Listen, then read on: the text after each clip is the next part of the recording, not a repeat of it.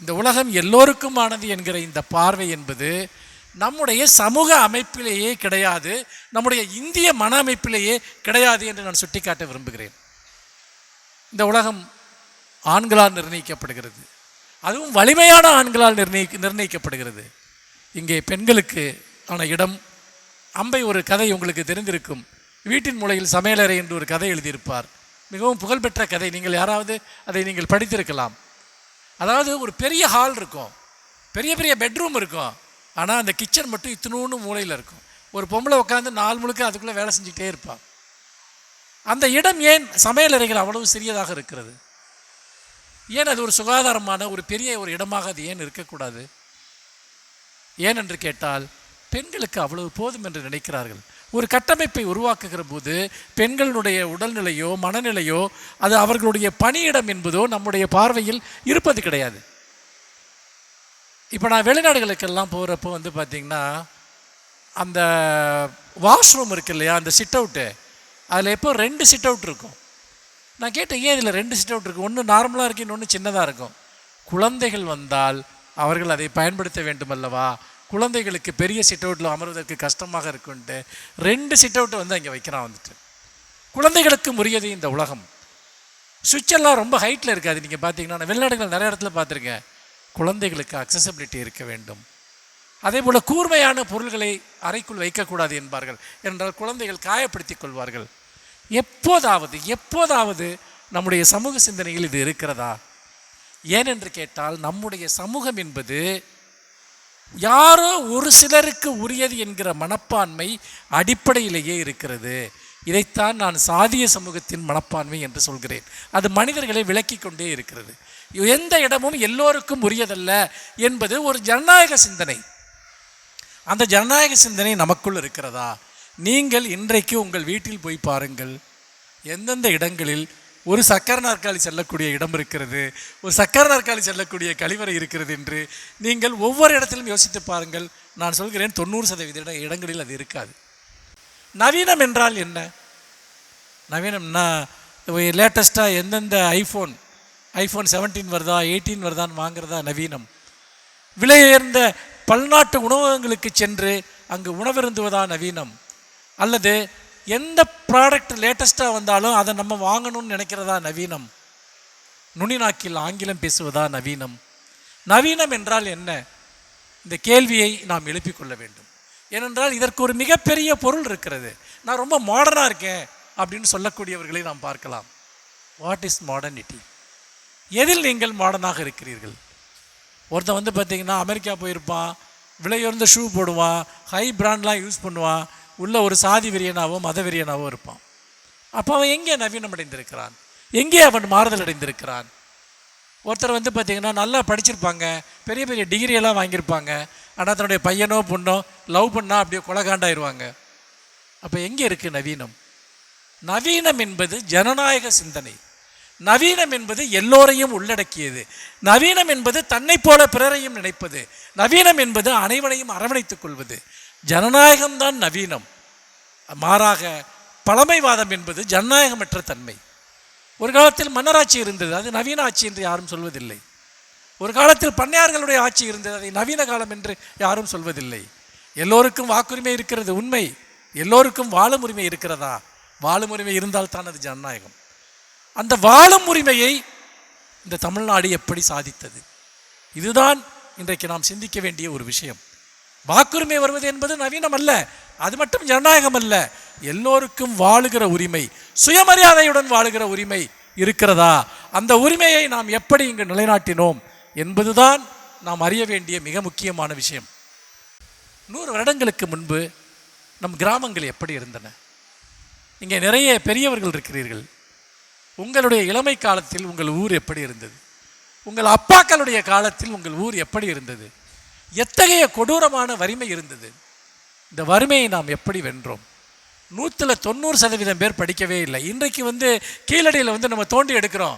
2000 வருஷத்துக்கு முன்னாடி தமிழன் எப்படி பண்பாட்டில் உயர்ந்திருந்தான், கல்வியில் உயர்ந்திருந்தான், இன்னும் நகர்ப்புற நாகரிகத்தை உருவாக்கி இருந்தான் என்றெல்லாம் ஒரு மிகப்பெரிய உன்னதமான பண்பாட்டை கொண்டிருந்த நாம் ஒரு நூற்றாண்டு முன்பு வரைக்கும் ஒரு மிகப்பெரிய வீழ்ச்சியை நாம் எப்படி சந்தித்தோம்?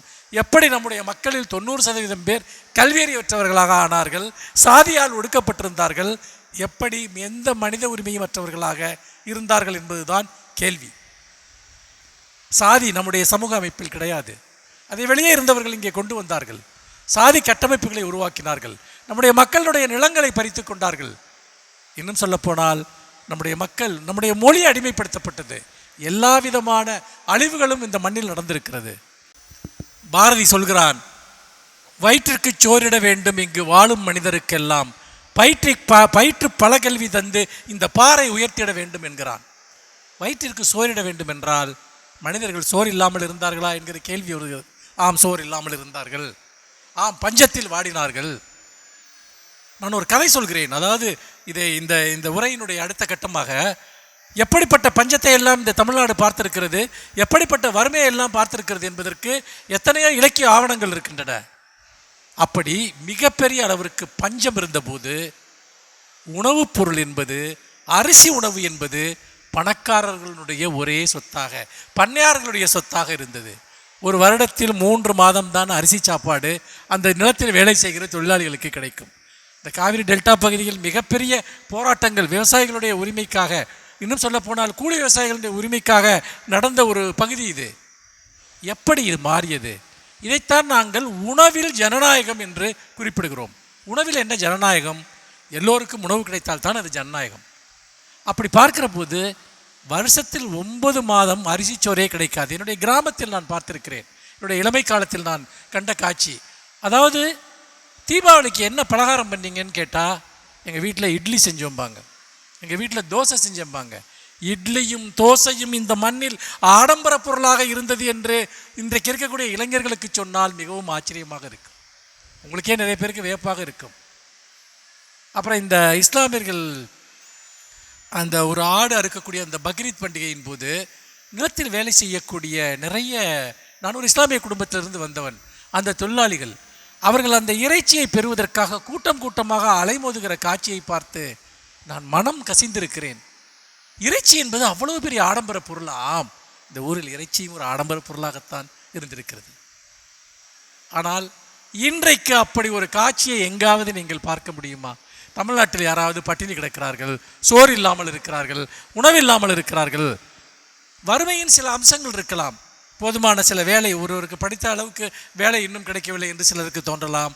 வேறு சில பிரச்சனைகள் இருக்கலாம். தமிழ்நாடு என்பது இந்தியாவிலேயே மிக மிக குறைந்த அளவில் பட்டினி இல்லாத ஒரு மாநிலமாக இன்றைக்கு தமிழ்நாடு இருக்கிறது. பட்டினியை நாம் ஜெயித்தோம். எப்படி ஜெயித்தோம்? இதுதான் கேள்வி. தமிழ்நாடு எப்படி நவீனமடைந்தது என்பதற்கு இதே ஒருத்தர் இந்த ஊரில் இருந்து கிளம்பி வந்த ஒருத்தர் தான் பார்த்தார். ஏன்னா பண்ணையார் தான் சாப்பிட்ணுமா, நிலம் வச்சிருக்கவன் தான் சாப்பிட்ணுமா, அரிசி சோறு சாப்பிட்ணுமா, ஊருக்கு ரேஷன் கடையை திறன்னார். ஊருக்கு ரேஷன் கடையை கூட அண்ணா சொன்னார், 1 ரூபாய்க்கு 3 படி அரிசி லட்சியம், 1 படி அரிசி நிச்சயம் அப்படின்னு ஆரம்பித்தாங்க. அன்றைக்கி ஆரம்பித்தது அப்படியே படிப்படியாக அதிகரித்து இன்றைக்கி 20 கிலோ அரிசி இலவசமாக கிடைக்கக்கூடிய ஒன்று. நண்பர்களே, இதை நான் ஏன் சொல்கிறேன் என்று சொன்னால், ஒரு மனிதன் தன்னைத்தானே குறைந்த கூலிக்கு விற்றுக்கொள்வதற்கு முதல் காரணமாக இருப்பது பசி. நான் பட்டினியின் காரணமாக எனக்கு தமிழ்நாட்டில் ஒருத்தர் இந்த வேலைக்கு போனேன்னு சொல்ல மாட்டான். எனக்கு வேறு செலவு இருக்குது அதுக்காக போகிறேன்னு சொல்லுவான். முதலில் பசியிலிருந்து மனிதனை விடுதலை செய், அதுதான் நவீனத்துவம். பசியின் காரணமாக ஒருவன் தன்னை போய் ஒரு அடிமட்ட தொழிலாளியாக எங்கும் வேலைக்கு போகக்கூடாது. ஏன் வடநாட்டிலிருந்து இவ்வளோ பேர் இங்கே வேலைக்கு வர்றாங்க? பசி என்கிற மிகப்பெரிய கொடுமை. அந்த மேதின பாடு வருமே, பட்டினி கொடுஞ்சிறைக்குள் பதறுகின்ற மனிதர்கள் என்று. இந்த பசியை தமிழ்நாடு வென்றது.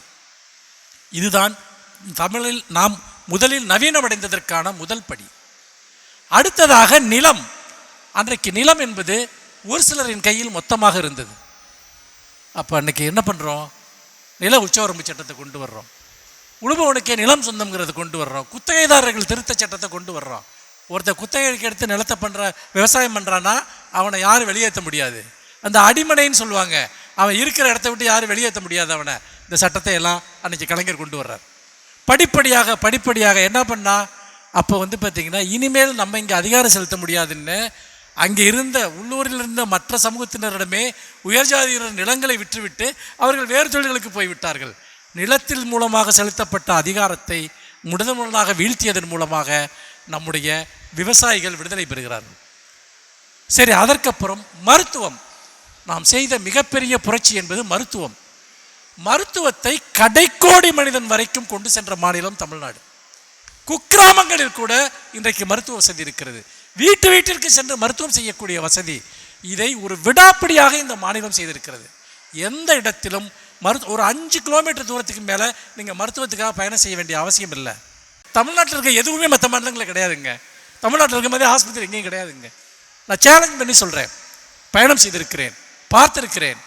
அப்போது ஹாஸ்பிட்டல்ஸ் எல்லா இடங்களிலையும். அப்போ என்னென்னா மனிதன் விடுதலை பெறுகிறான்.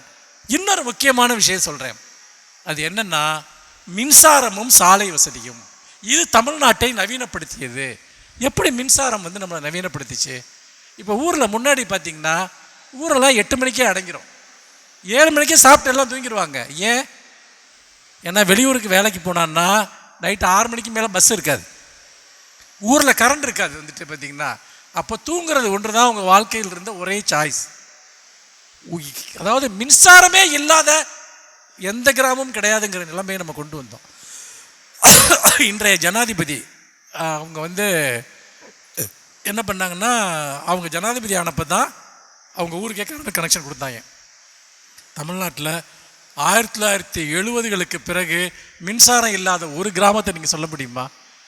இது திட்டம், பிளான். இந்த மாநிலத்தை அடுத்தடுத்து ஒன்றொன்னா சரி பண்ணு. எதெல்லாம் தடையாக இருக்கோ, நான் இந்த ஃபஸ்ட் இருக்கக்கூடிய தடையை பற்றி சொன்னேன் இல்லையா, உண்மையிலேயே மொத்த தமிழ்நாடே வீல் சேரில் தாங்க இருந்தது, தனி மனுஷங்க இல்லை. அதுக்கு என்னென்னவோ தடை இருக்கோ எல்லாத்தையும் உட. அப்போ மின்சாரம் வந்த உடனே இரவு வாழ்க்கை என்பது, இரவில் நம்முடைய லைஃப் என்பது விரிவடையுது. அப்போது கடைசி பஸ் ஊருக்கு எத்தனை மணிக்கு? முன்னாடி 6 மணியாக இருந்தது, இன்றைக்கி 1 மணிக்கு கூட கடைசி பஸ் இருக்குது.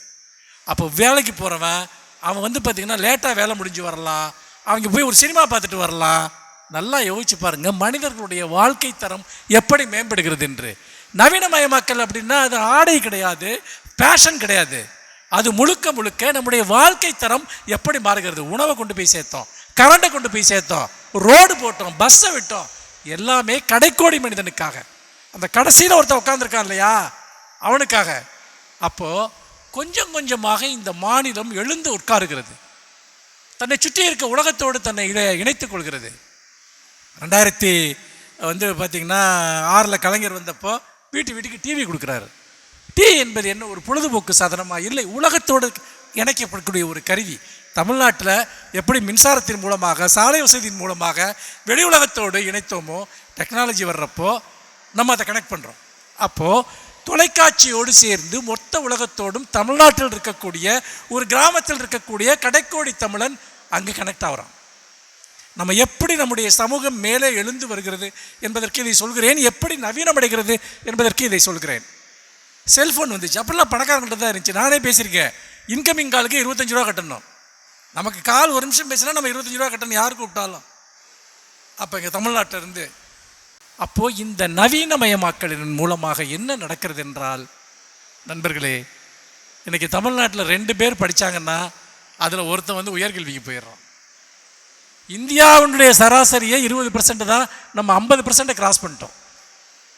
அது எப்படி? தமிழ்நாடு இந்தியாவுக்குள்ளே தானே இருக்குது. இது இந்தியா எல்லா நாடுமே தமிழ்நாடு எல்லா மாநிலமையும் தமிழ்நாடு தானே சுதந்திரம் அடைஞ்சிச்சு.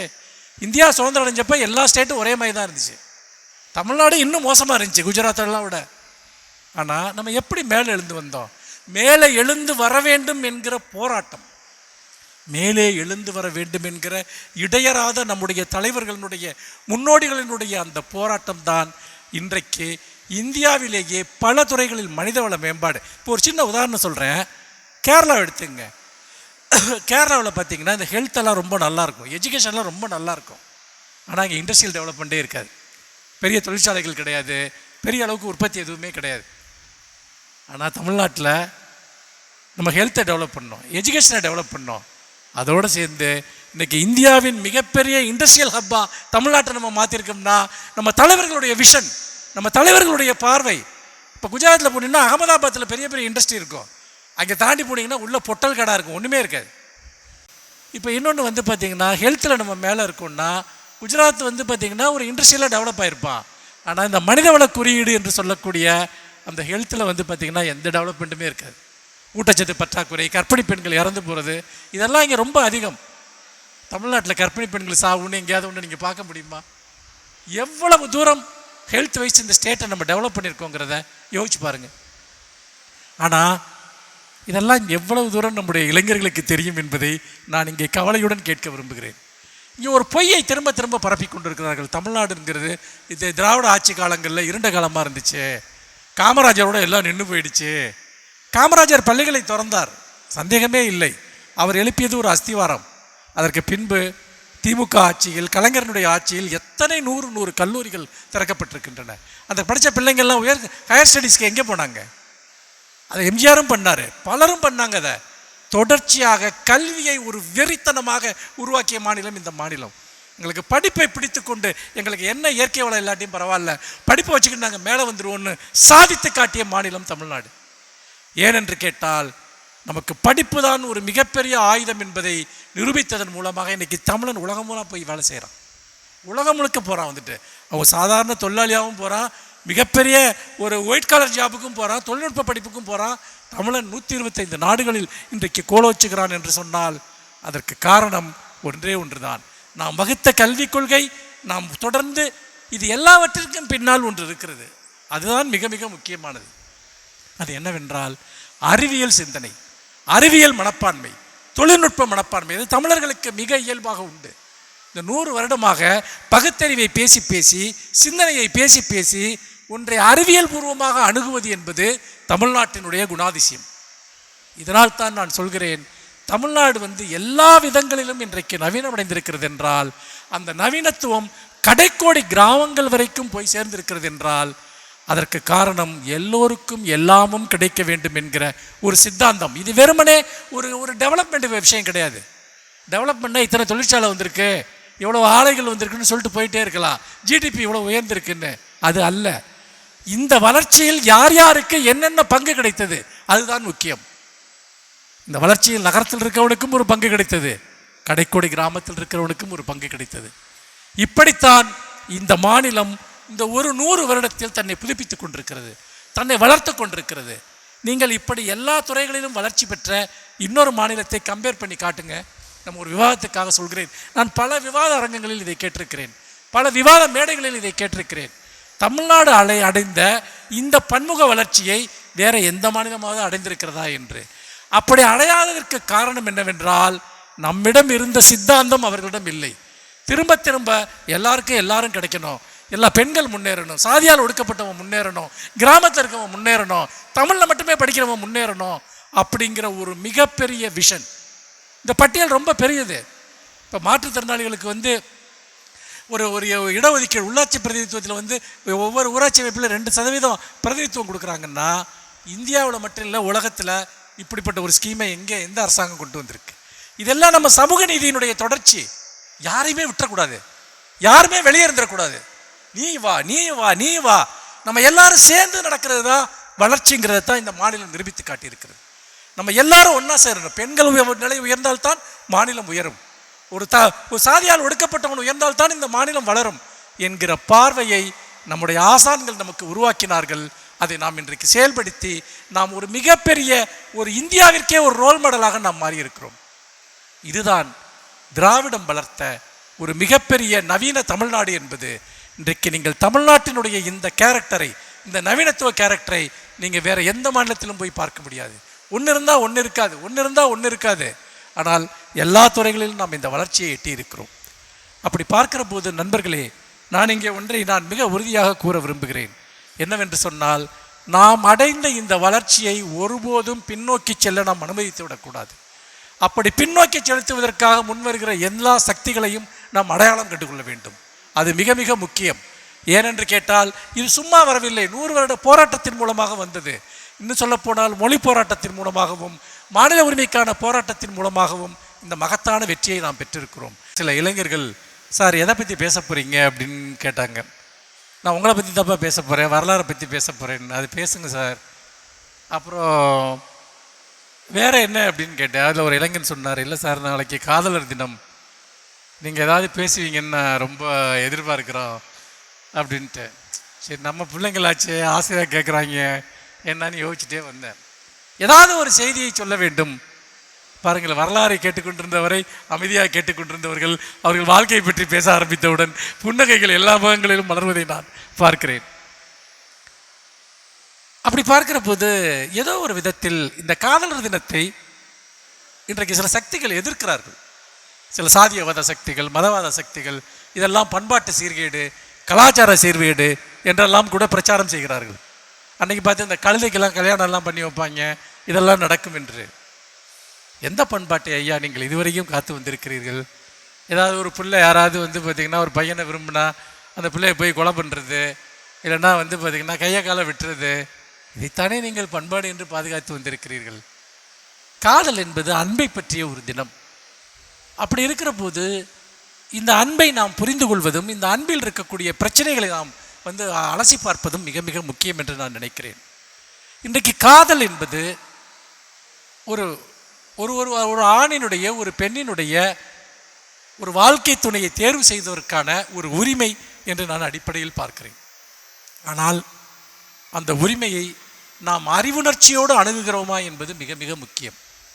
நிறைய நேரங்களில் காதல் என்பது ஒரு அப்சஷனாக இருக்கிறது. அது ஒரு விதத்தில் பார்த்தீர்கள் என்றால் ஒரு பைத்திய மனநிலையாக மாறிவிடுகிறது. இன்னும் சொல்லப்போனால் காதல் என்பது பலருக்கும் அது யாரோ ஒருவரை வெற்றி கொள்வதான ஒன்றாக மாறிவிடுகிறது. அது அப்படி அல்ல. காதல் என்பது ஒருவரை ஒருவர் மதிப்பது, ஒருவரை ஒருவர் புரிந்து கொள்வது. ஆனால் நம்முடைய காலத்தில் காதல் என்பது ஒரு புறம் அது ஒரு மிகப்பெரிய ஒருவரை வெற்றி கொள்வதற்கான ஒரு பெரிய ஈகோவாக இருக்கிறது என்றால், இன்னொரு புறம் பரஸ்பர கொடுக்கல் வாங்கல்கள், பொருளாதாரம் சார்ந்த விஷயங்கள், தற்காலிக தன்மையோடு இருக்கிறது. இது என்னை வருத்தமடைய வைக்கிறது. சிலர் ஏன் திடீரென காதலிக்கிறார்கள் என்று தெரியவில்லை. எதற்காக அவர்கள் பிரிந்து போகிறார்கள் என்பதும் தெரியவில்லை. நேசிப்பதற்கும் காரணங்கள் இல்லை, பிரிந்து போவதற்கும் காரணங்கள் இல்லை. இது பலருடைய வாழ்க்கையை நிர்மூலமாக்கி கொண்டிருக்கிறது. பிரேக்கப் என்று சொல்கிறார்கள். எதற்கு பிரேக்கப்? காரணம் தெரியாது, காரணமே இருக்காது, அல்லது அந்த காரணங்கள் இருந்தால் கூட அது அற்பமான காரணமாக இருக்கும். ஒரு சிறு சண்டையில் பிரிந்து போய்விடுகிறார்கள், ஒரு சிறு முரண்பாட்டில் பிரிந்து போய்விடுகிறார்கள். அப்படி என்றால் எந்த கமிட்மெண்ட்டுமே இல்லாத உறவுகள். இது உண்மையிலேயே காதல் தானா என்கிற ஒரு கேள்வி எழுகிறது. இது பல சமயங்களில் நம்முடைய பொழுதுபோக்காக இருக்கிறது. நம்முடைய தனிமையிலிருந்து தப்பித்துக் கொள்வதற்கான ஒரு மிகப்பெரிய ஒரு தந்திரமாக அது இருக்கிறது. இன்னும் சொல்லப்போனால் அது ஒரு பொருளை அடைவது போன்ற ஒரு வேட்டை மனநிலையாக இருக்கிறது. நண்பர்களே, காதலை புரிந்து கொள்வது என்பது வேறொன்றும் இல்லை. அது உங்கள் சக மனிதனையோ மனுஷையோ புரிந்து கொள்வதுதான். காதலை மதிப்பது என்பது வேறொன்றும் இல்லை, உங்களுடைய சக மனிதனையோ சக மனுஷையோ மதிப்பது தான். எங்கே நீங்கள் மதிக்கிறீர்களோ அங்கே அந்த காதலும் மதிப்பிற்குரியதாக இருக்கும். எங்கே அந்த பரஸ்பர மதிப்பும் புரிதலும் இல்லையோ அங்கே இந்த காதலும் மதிப்பற்றதாக இருக்கும். நான் இந்த காதலை பற்றியும் காதலுடைய முறிவை பற்றியும் 2 புத்தகங்களை நான் எழுதினேன், மிகச்சிறிய புத்தகங்கள். இந்த காதலர் தினம் நாளை வருவதை ஒட்டி அந்த புத்தகத்திலிருந்து சில வரிகளை நான் உங்களுக்கு படித்து காட்ட விரும்புகிறேன். அதில் ஒரு முதல் புத்தகம் என்பது காதலின் 100 சம்பவங்கள் 100 சம்பவங்கள் என்பது, அதாவது ஒரு மனிதன் ஒரு பெண்ணை அல்லது ஒரு பெண் ஒரு ஆணை விரும்புகிற போது அவர்கள் வாழ்க்கையில்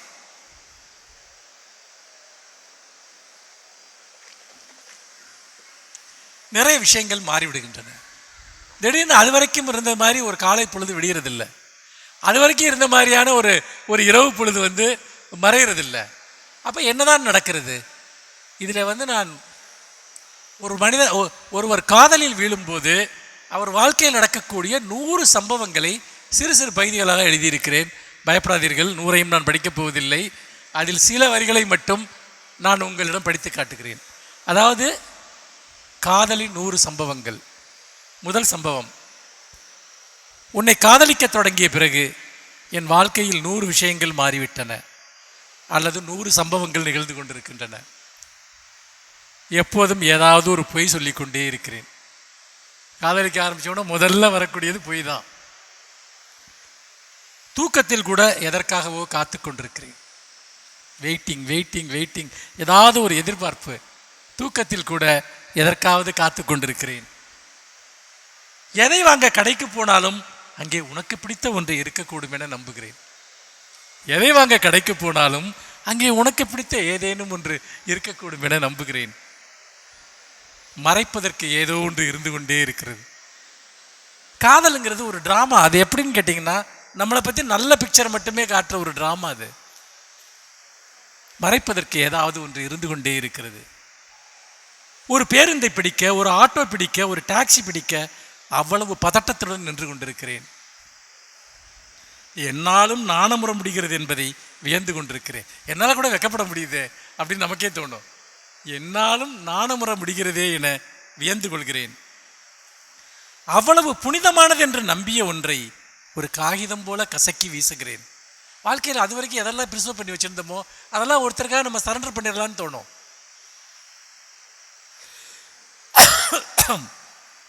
எப்போதும் துரோகத்தை பற்றியே நினைத்துக் கொண்டிருக்கிறேன். இவன் நம்மளை ஏமாத்துறானா, இவன் நம்மளை இவன் நம்ம கிட்ட பொய் சொல்றாளா, எந்த லவ்லையாவது ஒரு நாளாவது இந்த தாட் இல்லாமல் இந்த காலத்தில் இருக்கான்னு பாருங்க. எப்போதும் துரோகத்தை பற்றியே நினைத்துக் கொண்டிருக்கிறேன். மழைக்காலங்களில் நான் வாடி போகிறேன். ஒரு கதாபாத்திரம் போல கவித்துவமான வசனங்களை உருவாக்கி கொண்டே இருக்கிறேன். இது இந்த மாதிரி 100 சம்பவங்கள் இதில் எழுதியிருக்கேன். கொஞ்ச நாள் கழிச்சு இன்னொரு புஸ்தகம் எழுதினேன், பிரிவின் 100 சம்பவங்கள். காதலின் 100 சம்பவம் இருந்தால் பிரிவின் 100 சம்பவம் இருக்கணும்ல. ஆக்சுவலாக பிரிவின் 1000 சம்பவங்கள் கூட இருக்கும். ஒரு பிரேக்கப் நடந்துருது, கூட இருப்பாங்கன்னு நினச்ச ஒருத்தவங்க போயிடுறாங்க. அப்போ இந்த பிரிவின் போது நடக்கக்கூடிய 100 சம்பவங்களே எழுதியிருக்கேன். ஒரு சிலதை மட்டும் உங்களுக்கு வாசித்து காட்டுகிறேன்.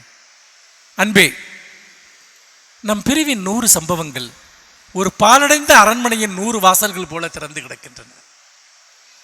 அன்பே, நம் பிரிவின் 100 சம்பவங்கள் ஒரு பாலடைந்த அரண்மனையின் 100 வாசல்கள் போல திறந்து கிடக்கின்றன.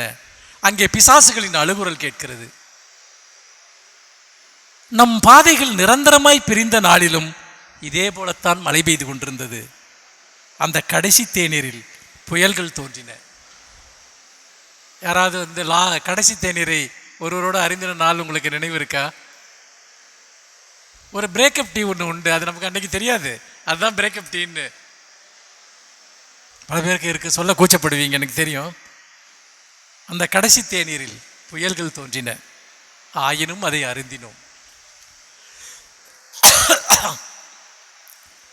அது ஒரு பிரிவே அல்ல, ஒரு இடைவேளை என்றுதான் அப்போது நம்பினேன். அது ஒரு பிரிவே அல்ல, ஒரு இடைவேளை என்றுதான் அப்போதும் நம்பினேன். மரணத்தின் கடைசி படிக்கட்டுகளில் நிற்பவர்கள் திரும்பி வந்து விடலாம் என்றுதானே எப்போதும் நினைக்கிறார். மரணத்தின் கடைசி படிக்கட்டுகளில் நிற்பவர்கள் திரும்பி வந்து விடலாம் என்றுதானே எப்போதும் நினைக்கிறார்கள். சரியாயிடும் எல்லாம், அப்படிதான் நினைப்போம். பல சம்பந்தங்களில் அது சரியாகாது. இதை கேளுங்க. நான் வருவதற்கு முன்பே நீ அந்த காஃபி ஷாப்பில் நான் வழக்கமாக அமரும் மேசைக்கு மாற்றாக வேறொரு மேசையில் நீ உன் பிரிவின் கொலைக்கருவிகளுடன் அமர்ந்திருப்பதை கண்ணாடி ஜன்னல் வழியே கண்டேன். நீயும் நான் வருவதை பார்த்து கொண்டிருந்தாய். எப்போதும் என்னை கண்டதும் ஓடி வரும் நீ அன்று அங்கேயே அமர்ந்திருந்தாய். எதையும் பேச தைரியமற்று அப்புறம் என்ற கேள்வியை மாறி மாறி கேட்டுக்கொண்டிருந்தோம். பேச ஒன்றும் இல்லைன்னா அப்புறம் அப்புறம் அப்புறம் எதையும் பேச தைரியமற்று அப்புறம் என்ற கேள்வியை மாறி மாறி கேட்டுக்கொண்டிருந்தோம். அப்புறம் ஒன்றுமில்லை என்று இருவருக்குமே தெரியும். அந்த பிரிவின் தினத்தில் உன் முகத்தை ஒரு முறை ஆழமாக நெஞ்சில் பதிய வைக்க முயன்றேன். அந்த முகத்தை அப்போதுதான் முதலாக காண்பது போல பார்த்து கொண்டே இருந்தேன். ஆனால் அந்த முகம் என் நினைவில் பதிந்த உனது அத்தனை முகத்தையும் அழித்து கொண்டே இருந்தது. அன்று என்ன ஆடை அணிந்திருக்கிறேன் என்பதை ஒரு கணம் உற்று பார்த்து கொண்டேன். அது துரதிர்ஷ்டத்தின் ஆடை. இனி அதை நான் ஒரு நாளும் அணிய மாட்டேன். ரொம்ப மோசமான விஷயங்கள் நடந்தனால நம்ம போட்டிருந்த ட்ரெஸ்ஸை திரும்ப போட நமக்கு மனசே வராது. அன்று என்ன ஆடை அணிந்திருக்கிறேன் என்பதை ஒரு கணம் உற்று பார்த்து கொண்டேன். அது துரதிர்ஷ்டத்தின் ஆடை. அதை இனி ஒருபோதும் அணிய மாட்டேன். உன் கண்கள் உன் எதிர்காலத்தின் ஒளிரும் பாதையை காண்கின்றன. என் கண்கள் காண்பது நம் கடந்த காலத்தின் இருளும் பொழுதுகளை.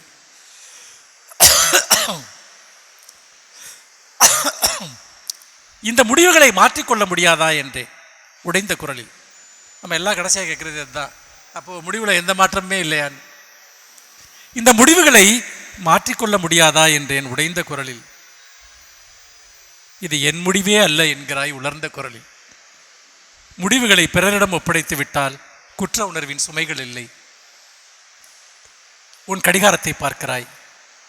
அப்படியெனில் எல்லாவற்றிற்குமான நேரம் முடிந்து விட்டது என்று பொருள். நமக்கு நல்லா தெரியும். யாராவது நம்மக்கிட்ட பேசிகிட்டு இருக்கையில் வாட்சை அடிக்கடி பார்த்துக்கிட்டு இருந்தாங்கன்னா அந்த உரையாடலுக்கான நேரம் முடிஞ்சிருச்சுன்னு அர்த்தம். நம்ம அதெல்லாம் கவனிக்கிறது இல்லை. நம்ம கவனிக்கணும் அதெல்லாம். உன் கடிகாரத்தை பார்க்கிறாய். அப்படியெனில் எல்லாவற்றிற்குமான நேரம் முடிந்து விட்டது என்று பொருள். நாம் கடைசியாக ஒரு முறை முத்தமிட்டுக் கொள்ளலாமா என்று கேட்டேன். என் நிழல்களைப் போல என் குரல் அப்போது நடுங்கியது. பிரிவின் முத்தங்கள் கல்லறையில் வைக்கும் ஒரு மலர் போல. பிரிவின் முத்தங்கள் கல்லறையில் வைக்கும் ஒரு மலர் போல. தருவதற்கோ பெறுவதற்கோ ஏதுமில்லாதவர்களுக்கு செய்யும் ஒரு இயலாமையின் சடங்கு. மேலும் பிரிய மனமற்று பிரிபவர்கள்தான் கண்ணீருடன் முத்தமிட்டுக் கொள்வார்கள். நண்பர்களே, அன்பு என்பது ஒரு கடினமான பாதை. அன்பு என்பது மலர்களால் ஆனது அல்ல. அது வெறுமனே ஒரு இதமான நறுமண தைலங்களால் ஆனது அல்ல.